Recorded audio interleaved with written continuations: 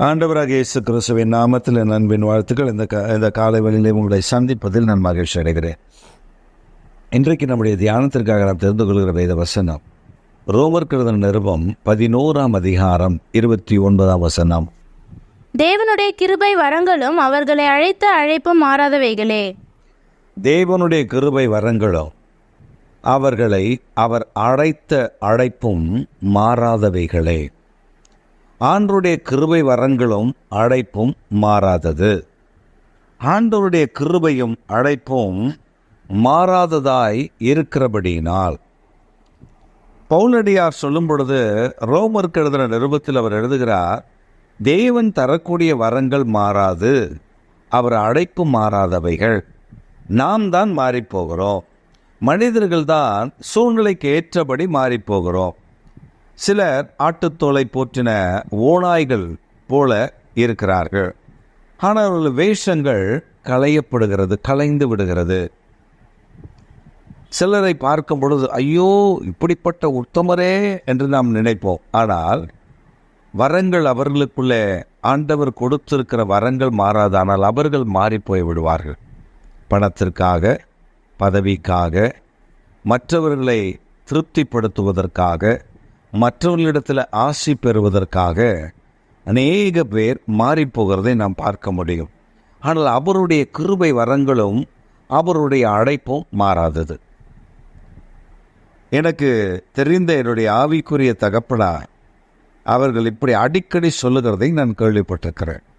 அவர் சொல்லுவார்கள், வரங்கள், கிருபைகள், அழைப்பு தேவன் நமக்கு கொடுக்கிற ஒரு பரிசு.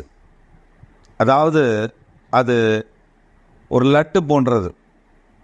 அதை ஆண்டவர் எடுக்கவே மாட்டார். அது அப்படியே தான் இருக்கும். அது அவர்கள் புசித்து அவர்கள் அதை திருப்தி அடையும்படி.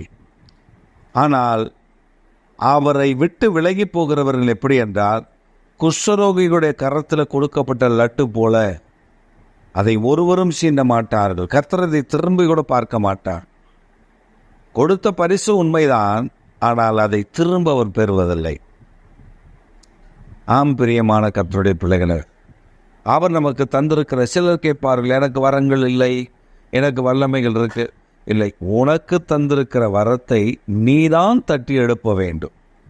தீமோத்தேயுக்கு பவுல் சொல்லும் பொழுது சொல்லுகிறார், நான் உன்மேல் கரங்களை வைத்த பொழுது உனக்கு வந்த வரங்கள் அனல் மூட்டி எடுப்பு. அதை அப்படியே அவிழ்த்து விடாது, அனல் மூட்டி எடுப்பு. நம்முடைய வாழ்க்கையில் அவர் நமக்கு தருகிற வரங்களும் அழைப்பும் மாறாதது. அப்படியானால் அவர் நேற்றும் என்றும் என்று மாறாதவர். நாமும் அவருக்குள் நிலைத்திருக்கும் பொழுது வரங்களும் நமக்குள் நிலைத்திருக்கும், அவர் அழைப்பும் நமக்குள் நிலைத்திருக்கும். பிரியமான கர்த்தருடைய பிள்ளைகளே, பிரியமானவர்களே, ஆண்டவர் ஒரு காரியத்தை சொல்லுகிறார், நீங்கள் அவர் மாறாதவர் போல நாமும் அவரை பின்பற்றி நடப்போம். சூழ்நிலைகள் வித்தியாசமாக வரும், பிரச்சனைகள், போராட்டங்கள் வித்தியாசமாக வரும். ஆனால் நாம் மாறாதபடி ஆண்டவருடைய கிருபையில், வல்லமையில், வரங்களில் தரித்திருக்க பழகி கொள்ளுவோமே. ஆனால் கர்த்தர் நம்மை மேன்மையும் மகிமையாய் உயர்த்துவார்.